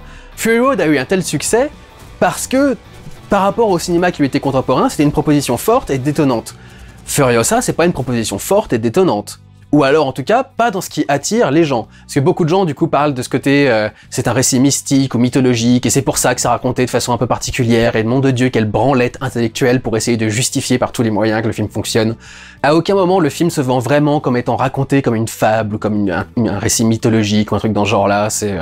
On m'a dit que le narrateur était pas forcément fiable, ou des trucs dans ce genre-là. Enfin, on m'a sorti aussi tout un truc par rapport au méchant qui est joué par Chris Hemsworth, je sais plus comment il s'appelle, qui représente tel ou tel type de gouvernement, tel ou tel machin. Mais pareil, c'est de la branlette intellectuelle, on s'en bat les couilles, ça n'a aucune importance. C'est pas ça qui rend le film fascinant, ou cool, ou fun, ou quoi que ce soit, quoi. Tout un tas de bordel pour essayer d'expliquer le truc. Il n'y a pas grand chose à retenir de film si ce n'est que c'est chiant, quoi. Il y a peut-être une ou deux scènes qui sont cool et qui pourraient divertir à peu près n'importe qui, mais la majorité du film est chiant et mal raconté. Il prend beaucoup trop de temps pour certains trucs. Ça me fait vraiment penser à 3000 ans à t'attendre, qui était le film qui avait sorti juste avant ça, et qui avait exactement les mêmes défauts de narration, et qu'on avait aussi essayé de justifier en mode c'est un conte, c'est un récit machin, etc. Donc c'est pour ça que c'est pas raconté exactement de la même façon. Je m'en fous que ce soit raconté d'une façon différente, c'est censé être divertissant, et prenant et fun. Et ça ne l'est pas. Ça ne l'est pas du tout. Je trouve l'histoire nulle à chier, on en a au final pas du tout découvert plus sur la vie de Furiosa, donc ça servait à rien de faire ce prequel sur elle en particulier. Je trouve ça extrêmement drôle, les cinéphiles qui ne comprennent pas pourquoi Furiosa n'a pas marché, ça montre bien à quel point ils sont déconnectés du reste du grand public en fait. Et à quel point ils cherchent pas la même chose. Ce qui est pas forcément un mal, hein. Attention, chacun peut aller chercher un truc très différent dans le cinéma. Moi j'aime le cinéma parce que il y a plein de propositions qui ont énormément de personnalités, qui sont très différentes, et qui proposent des visions très différentes. Et c'est ça que j'aime bien avoir des visions différentes qui me sont proposées. Mais il faut aussi comprendre qu'il y en a qui sont plus commercial, il y en a qui marchent plus auprès du grand public, et il y a des trucs qui sont plus un peu niche, quoi. Furiosa, ça fait pas les choix d'un truc commercial, ça fait les choix d'un truc niche. Et donc c'est normal que ça se casse la gueule. Alors il y a peut-être aussi un petit peu d'audace de la part du réalisateur d'avoir décidé de faire ces choix-là, mais je pense aussi que c'est juste comme ça qu'il fait. Quand tu vois 3000 ans d'attente, c'était grosso modo la même chose. Il y a aussi le fait, justement, que ce soit une suite sorti à peu près 10 ans après le film d'avant, et on n'est pas au stade de la Legacy Sequel non plus. Fury Road était une Legacy Sequel par rapport à Mad Max 3 qui est sorti genre 30 ans avant, ou un truc dans ce genre-là, quoi. Là, juste 10 ans après, c'est pas une Legacy Sequel, c'est une suite qui a mis 3 plombes à sortir. On a mis 3000 ans à l'attendre, et c'est pas pour rien, c'est parce qu'il a réalisé 3000 ans à t'attendre entre Fury Road et Furiosa, et ça fout en l'air le truc, quoi. Et il y a aussi d'ailleurs le fait que il ait pas repris Charlize Theron, qui avait en bonne partie fait le succès du rôle de Furiosa. Il l'a fait remplacer par Anya Taylor-Joy, qui est très bien, qui joue très bien le rôle et qui est très bien dans son truc, etc. Mais quand tu vois l'histoire, quand tu vois à quel moment elle se rejoint avec celle de Mad Max en plus, tu fais, il y a aucune raison d'avoir pris Anya Taylor-Joy en fait. Éventuellement peut-être pour une première moitié du film, mais à la fin du film ça aurait dû se terminer avec Charlize Theron parce que au niveau du raccord de l'histoire, etc. C'était là que ça marchait, quoi. Puis alors un autre truc aussi que j'ai jamais dit, mais à quoi ça sert de faire une suite sans Mad Max si c'est pour remettre un personnage qui est exactement Mad Max dedans? Il y a le mec avec qui elle commence à faire les transports en camion là, qui a le même design, le même costume qu'avait Max dans le premier film même, je dirais. À quoi ça sert? Est-ce que c'est pour expliquer du coup que dans le deuxième elle lui fasse confiance parce que du coup il lui rappelle ce mec qui était important pour elle à cette époque-là? Peut-être. Je sais pas, en tout cas, trouvais que c'était mieux si justement il y avait, elle était juste convaincue par sa détermination et par ce qu'il lui dit et par ses capacités, etc. dans Fury Road, que parce que ça lui rappelle le mec dont elle est tombée vite fait amoureuse il y a 10 ans, ou même beaucoup moins de temps que ça, parce que comme je le dis encore une fois, la transition entre Furiosa et Fury Road, ça se joue à peut-être quelques mois d'écart entre les deux films, quoi. Oui, ça c'est un truc que j'avais oublié de dire aussi.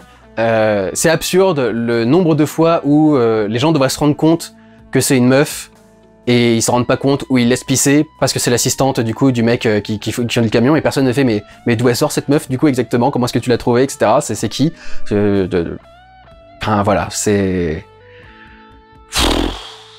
mauvais, c'était super mauvais Furiosa. Je comprends pas comment vous pouvez ne pas comprendre que ça a pas marché.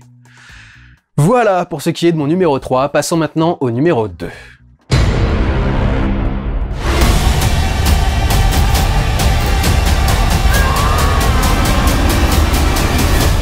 Rebel Moon, partie 2, l'entailleuse, réalisée par Zack Snyder. La première partie de cette saga de films Rebel Moon était déjà une grosse merde très mal écrite. La deuxième partie ne change pas une formule qui ne marche pas. C'est toujours aussi mal raconté, c'est vraiment catastrophique. Donc Courage, par Sofia Boutella, a enfin réuni son petit gang de mercenaires pour essayer de se défendre contre l'Empire, avec 7 personnes et un petit village. T'as de l'espoir, meuf.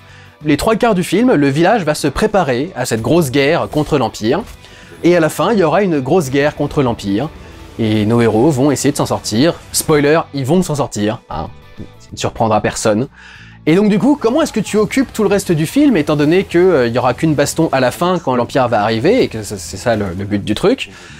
Eh ben, tu reprends exactement la même chose que dans le film d'avant, c'est-à-dire que tu vas avoir des séquences qui ne sont là que pour te faire de l'exposition sur les personnages qui pourraient être savamment tissés dans le récit et dans les dialogues entre les différents personnages, mais qui non, est un exposition dump, où les personnages se réunissent en cercle autour d'un feu pour se dire des choses du genre « You're all here. Because I want you to know who the hell you're fighting with. » pour lancer les différentes backstories de tous les membres de l'équipage qu'on n'a jamais véritablement développé correctement, à part vite fait, peut-être l'ancien prince qui a perdu tout son royaume et tout son machin, là. Peut-être le seul sur lequel on a eu une backstory, à moins que je me souvienne pas des autres, mais il me semble que c'était le seul. Et donc là, on va avoir la backstory sur chaque personnage, et ils le font comme ça. Il y a toute une scène où on remet des tapisseries qui ont été faites spécialement pour chaque membre du clan, pour mettre en avant certains aspects de leur personnalité qui n'ont jamais été démontrés au-delà de ça dans des scènes de discussion ou dans des scènes de combat. Donc du coup, tu les présentes avec la scène où on te remet un truc. C'est vraiment la scène pour te remettre, voilà, donc toi, tu es le courage et on te remet cette tapisserie du courage. Toi, tu es la volonté et on te remet la tapisserie. Enfin, vraiment, c'est exactement ce genre de truc, quoi. C'est le rat des pâquerettes du développement des personnages et de l'écriture du développement de personnages. Il y a une amitié totalement random qui se développe entre le personnage de Donna Bay et un jeune gamin du village. Tu sais pas pourquoi il développe cette amitié comme ça, tu sais pas pourquoi est-ce que d'un seul coup il y a un clic entre cette mercenaire avec ses sabres laser et ce jeune gamin du village. C'est vraiment juste pour créer un lien du coup, essayer de donner un aspect chaleureux et empathique et sympathique aux deux personnages, à Donna Bay et au gamin du village, pour que si jamais il devait arriver quelque chose à l'un des deux, on soit triste du coup pour eux, ce qui ne marche pas parce que c'est très mal développé, le gamin sert absolument à rien dans l'histoire, etc., etc.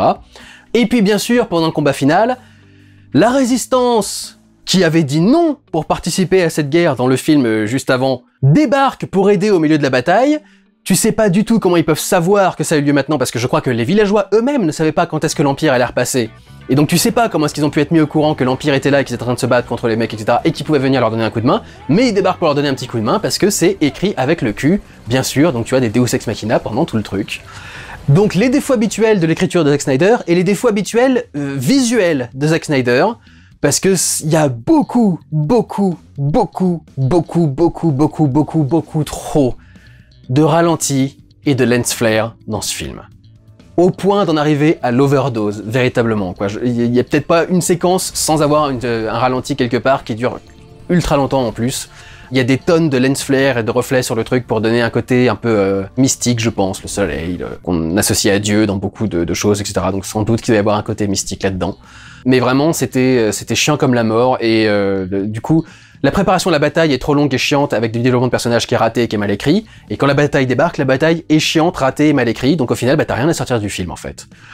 À 2-3 petits éléments près, encore une fois, Alors pour le coup, c'est plutôt classe. Je ne connais pas beaucoup de méchants qui viennent avec leur propre orchestre symphonique pour marquer le drame et la tension des scènes, et notamment du moment où il va trahir du coup le roi. Il y a le mec qui trahit du coup l'empereur qui était à la base à la tête de tout le royaume. Il débarque avec un orchestre derrière lui, et quand tu le butes, t'as l'orchestre qui fait une grande envolée lyrique, et tu penses que c'est la musique extra-digétique, la musique rajoutée au truc, mais non, c'est l'orchestre qui est derrière lui qui est en train de faire tada. Donc en gros, le mec score sa propre scène de trahison. C'est score en anglais, il y a pas vraiment de... Il fait composer sa propre musique de trahison, ou il fait jouer sa propre musique de trahison, mais c'est beaucoup moins fun et beaucoup moins cool comme expression. Donc il score sa trahison avec son propre orchestre qui déplace tout le temps avec lui. C'est sympathique de sa part, hein, au moins il met l'ambiance. J'aimais bien dans le vaisseau des ennemis la salle des moteurs, qui a un design complètement absurde et très Zack Snyder, qui aime bien du coup rajouter la sexualité dans plein de trucs. La salle des moteurs, c'est le visage d'une femme, avec tout un tas de tuyaux qui sortent du visage, etc. Ça fait super cyberpunk, c'est très très cool. Ça a une putain de classe, ça a vraiment une gueule, c'est un truc qui te marque. Donc ça pour le coup c'était un truc cool. Un truc moins cool par contre, c'est que ce super vaisseau du futur dans cette grande fresque sur un grand empire galactique et tout le bordel, vise à la façon Deuxième Guerre mondiale, avec tout un tas de manivelles et de leviers et de machins à baisser pour faire tourner la tourelle, pour lui faire viser le truc, etc. Il n'y a même pas une visée automatique ou un truc de genre fait par un ordinateur. Les paysans qui récoltent le grain dans le petit village de la nana ont des portes électroniques automatiques qui s'ouvrent avec soit une carte, soit en reconnaissant dès que t'arrives. Mais les putains de vaisseaux de l'Empire ont pas un système de visée informatique automatisé et tout le bordel. Il faut que tu fasses un truc avec une manivelle à la façon Seconde Guerre mondiale. Ce qui est sans doute fait d'ailleurs pour être accord avec les costumes qui sont totalement piqués à la Seconde Guerre mondiale et au Troisième Reich et aux soldats allemands et tout le bordel, et au SS notamment, avec le méchant principal. Mais dans ce même climax, j'admets qu'il y a un truc qui est cool, c'est que du coup, à un moment, le vaisseau commence à piquer du nez et à s'effondrer. Et du coup, t'as tout un climax et une baston qui se déroule dans un vaisseau incliné, donc un peu à la Star Wars 3, quand il y a le vaisseau qui tombe de l'orbite au début de l'intro. Donc ça, pour le coup, c'était cool, pour ce qui est du climax. Donc il y a au moins deux visuels intéressants avec la salle des moteurs et le vaisseau incliné quand il tombe. Et sinon, le reste, c'est merde insignifiante et mal écrite sur merde insignifiante et mal écrite. Pas d'intérêt, mal foutu, c'est... Zack Snyder vient de griller toute sa crédibilité avec les deux films Rebel Moon. Parce que il s'est quand même créé un gros groupe de fans avec tout le truc du DC Universe et la Snyder Cut. Mais déjà, quand il a sorti son Army of the Dead, c'était un peu moyen. Les gens étaient... on a passé un bon moment, hein, mais c'était pas non plus ouf. Mais alors quand Rebel Moon, partie 1 et maintenant partie 2 sont sortis, c'est vraiment le moment où tu te rends compte, non, le mec, c'est catastrophique en fait. J'essayerai peut-être un jour de me plonger dans les versions longues de Rebel Moon, pour voir du coup s'il y a vraiment quelque chose en plus dedans et s'il a vraiment, si c'est juste, en fait il sait pas monter ses films, il sait pas quoi couper, il sait pas quoi mettre.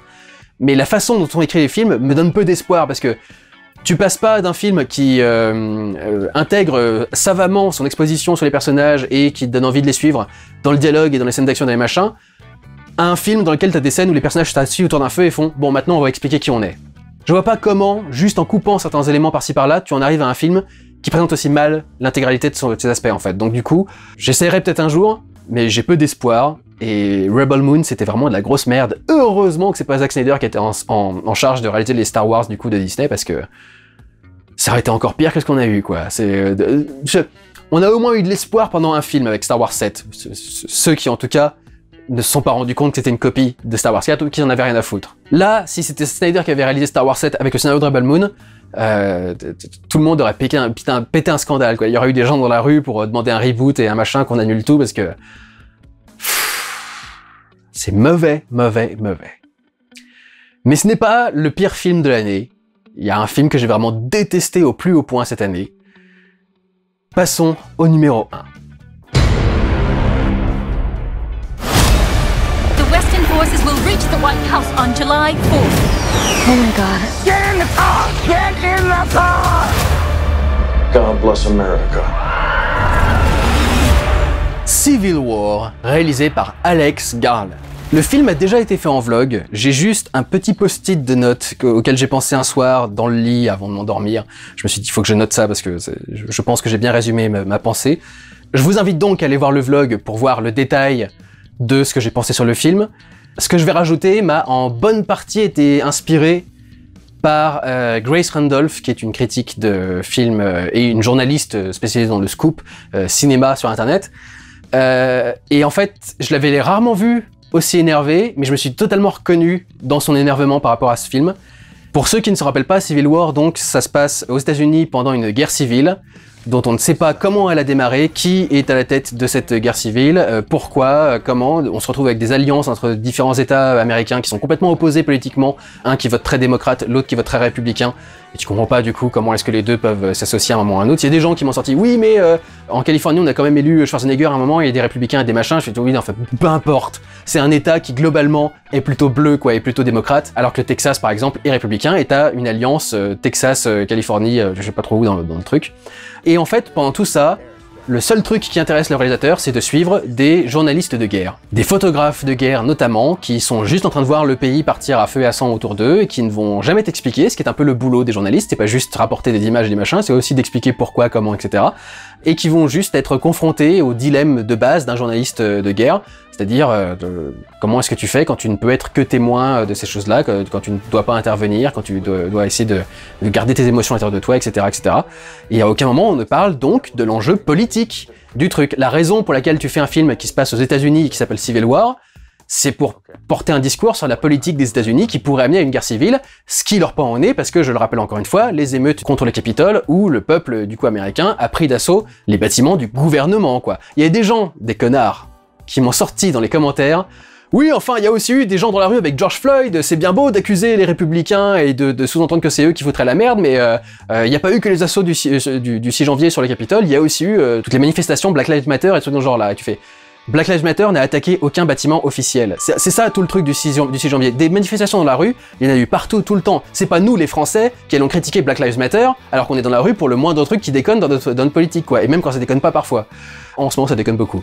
Et on n'est pas beaucoup dans la rue, étrangement. Je trouve, on s'est trop fatigué, je pense, dans les 20 dernières années, à protester sur des trucs qui méritaient peut-être moins que un despote qui fait un peu ce qu'il veut au gouvernement, alors qu'il est censé être élu pour son peuple, par son peuple et tout le bordel. Bref. Donc c'est la grosse différence entre le mouvement Black Lives Matter et les autres manifestations qu'il peut y avoir aux États-Unis et les événements du 6 janvier, c'est que le 6 janvier, on s'est attaqué au bâtiment du gouvernement. Le bâtiment qui contient le Sénat et le Parlement. C'est pas exactement comme ça que c'est fait là-bas, mais grosso modo, par rapport à nous, c'est un peu la même chose.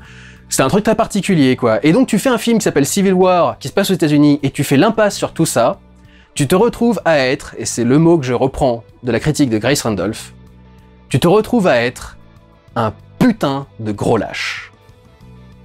Civil War est un film de putain de gros lâche, qui a pas osé faire un commentaire, alors je lis un petit peu ce que j'ai marqué, qui a pas osé faire un commentaire réel sur la société américaine, avec des fans lâches, qui préfèrent faire croire qu'ils étaient vraiment intéressés par un commentaire sur les journalistes de guerre, que d'avouer qu'ils étaient allés le voir pour pouvoir gueuler sur un film qui dénonce les républicains et certaines politiques de droite et des trucs dans ce genre-là, et qui sont bien contents au final de se retrouver avec un film qui leur a pas fait la morale comme ce à quoi ils s'y attendaient. Et c'est à mon avis la seule raison pour laquelle ils louent ce film et son portrait des journalistes, c'est parce qu'ils s'attendaient à se faire attaquer avec un film très politique, et au final ils se retrouvent avec un film qui ne parle même pas de politique. Donc forcément, eux, ils étaient contents, parce qu'ils s'attendaient à s'en prendre plein la gueule, et au final, bah, c'est un film qui ne dit rien contre personne. Je comprends pas comment tu peux prétendre, comme certaines de ces personnes le font, que le thème est mieux traité en étant apolitique, comme si quelque conflit que ce soit dans le monde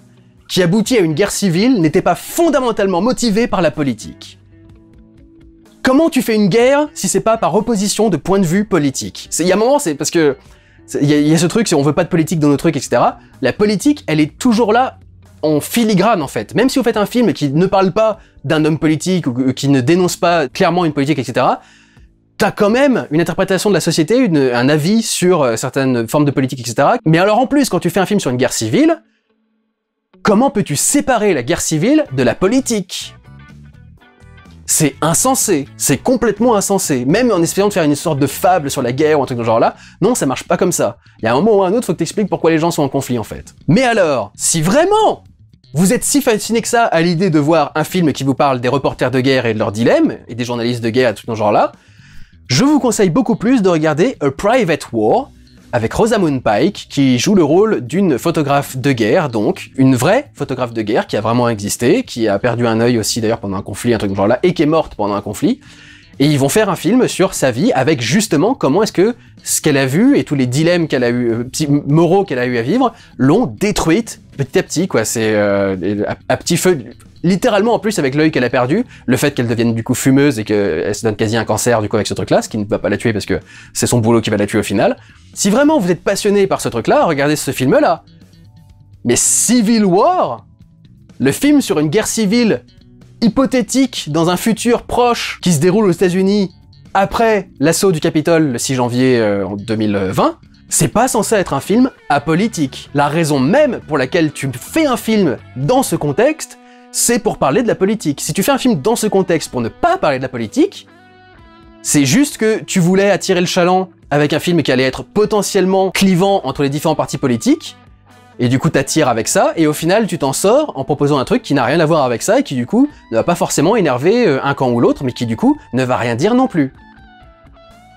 Parce qu'en plus ça dit pas non plus des choses extraordinairement révolutionnaires ou neuves par rapport aux photographes de guerre dans Civil War, quoi. C'est un peu le commentaire de base qu'on a d'habitude, quoi. Enfin, pour moi, Private War est beaucoup plus intéressant à ce niveau-là. Et vous serez content, parce que dans A Private War, on ne parle pas de politique, justement. On ne parle pas de pourquoi est-ce qu'il y a un conflit à cet endroit-là. C'est des conflits qui sont connus et qu'on sait très bien qu'ils ont eu lieu, c'est des conflits réels. Mais effectivement, ce film-là n'a pas envie de se concentrer sur la politique et sur la raison des divers conflits qui vont être couverts par le personnage. Il veut se concentrer sur les dilemmes d'une photographe de guerre, et du coup, il se concentre là-dessus. Ça s'appelle A Private War, par rapport à la guerre intérieure de cette photographe de guerre, par rapport à son métier, par rapport à ce qu'elle voit, par rapport à comment ça la touche et ça la chamboule, etc., etc.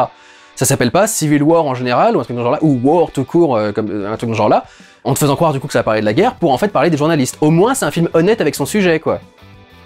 Donc, voilà. C'en est tout pour ce flop des films de 2024. Honnêtement, c'est pas une année extrêmement marquante au niveau des flops non plus. Au niveau des tops, ça le sera pas non plus. Je vous dis, honnêtement, la sélection de films cette année, je l'ai trouvée très moyenne et peu intéressante en règle générale. Donc on se retrouvera du coup pour les tops la semaine prochaine, en principe si tout va bien, s'il n'y a pas de soucis, pendant le montage. Et je vous révélerai du coup mes films préférés, vous me direz ce que vous en avez pensé également, mais gardez bien en tête qu'il n'y avait pas énormément de choix non plus dans les tops et les flops de cette année, quoi. C'était, j'ai trouvé l'année extrêmement moyenne. Donc voilà, voilà, c'est fini pour cette vidéo des flops. On se retrouve du coup pour les tops. Je prendrai ensuite une pause d'une semaine ou deux, qui sera pas vraiment une pause, je serai en train de bosser, de faire du montage, etc. Mais je prendrai une pause d'une semaine ou deux avant la sortie de la vidéo des Oscars. Ils font chier cette année, en plus c'est tôt les Oscars, c'est le 3 mars. J'ai vraiment pas longtemps pour rattraper encore les films qui me manquent et faire ma vidéo et la monter et tout le bordel. Ça va être encore ultra serré cette année. J'aurais bien voulu que ce soit juste une semaine plus tard, ça aurait été vraiment beaucoup mieux pour mon emploi du temps. Et puis après les Oscars, il y aura donc la vidéo des vignettes avec Arcadie, et après, l'activité de la chaîne recommencera. Voilà, j'espère que vous avez apprécié cette vidéo, j'espère que vous me retrouvez pour la suivante. Prenez soin de vous, allez voir des films. Ciao.